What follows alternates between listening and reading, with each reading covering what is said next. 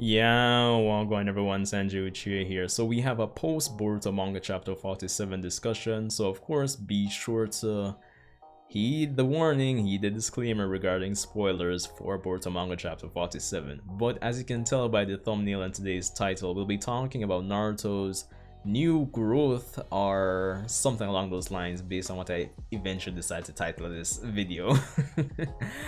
But let's get right into it. So Boruto manga chapter 47. If you haven't heard, you hear it now. Jiraiya has returned, but not in the same shape or form as he was before.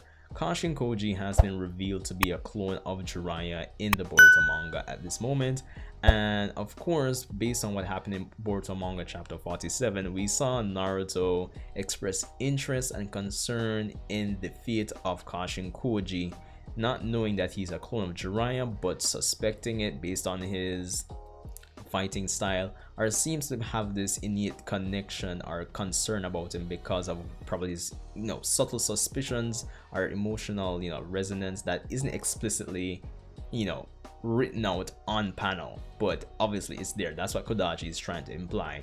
But what I'm getting at is, at this point, given everything that's happened to Naruto going forward, his character is really going to be tested as we go forward, because we have a very crazy situation on like three fronts. We have, of course, the Jiraiya situation, and I know everyone is waiting to see how Naruto is going to react to the news.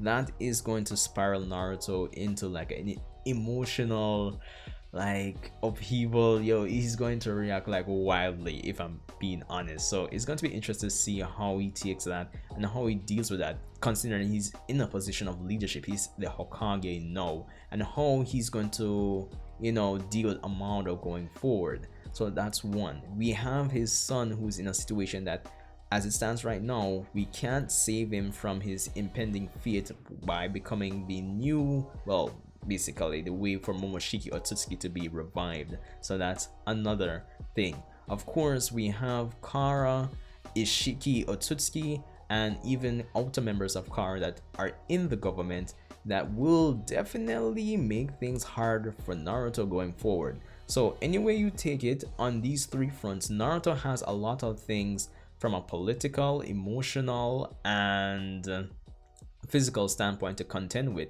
And it just means that Naruto as a character, as the previous main character in this universe, still has a lot of development and growth and even like turmoil to overcome. So it's going to be interesting to see how he actually develops coming out of all of this, given provided he lives, because we still have the flash forward in the Boruto series from chapter 1 or episode 1, where we have Kawaki implying that he's either killed or sealed away Naruto. So yeah, but I just find it interesting to think that even though Boruto is the main character now, of course Naruto still has a lot of growth to do, and he's had a lot of decent screen time, to say the least. I mean, it's only natural, he is the father of the current main character, but at the same time, you'd think Boruto would be the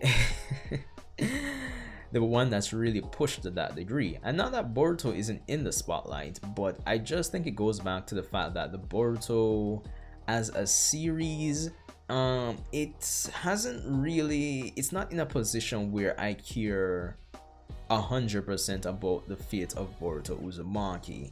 I'm still heavily invested in what's going to happen with Naruto, and I think even though Boruto is kind of slowly but surely growing on us, I would say, hopefully, if not, you can leave your reason why you still currently hate Boruto or still dislike him, or probably you haven't warmed up to him. You can leave the reason in the comment section below.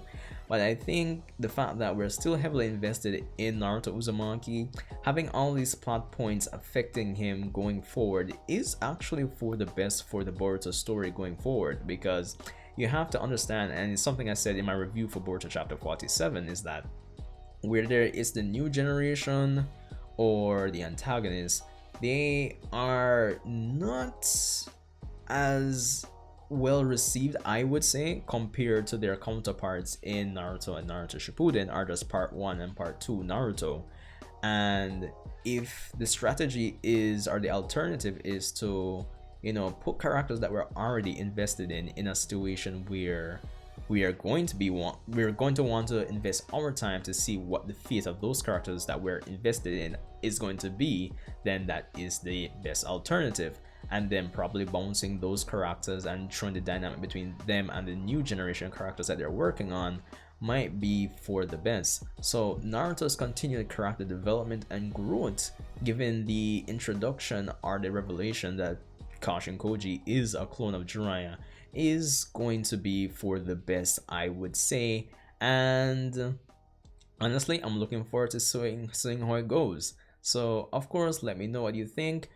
Is there anything else you'd want to see Naruto encounter? He's had a lot of, debatably contrived tension where family is concerned at this point, debatably speaking, if it's contrived, but the way things are set up, we have a lot of progression and growth for Naruto to experience. So I'm looking forward to seeing how it's going to go, and just let me know what you think. It's kind of just freestyled. I was kind of thinking about the whole, future and potential growth of Naruto going forward as we, deal with everything that's going on Boruto wise.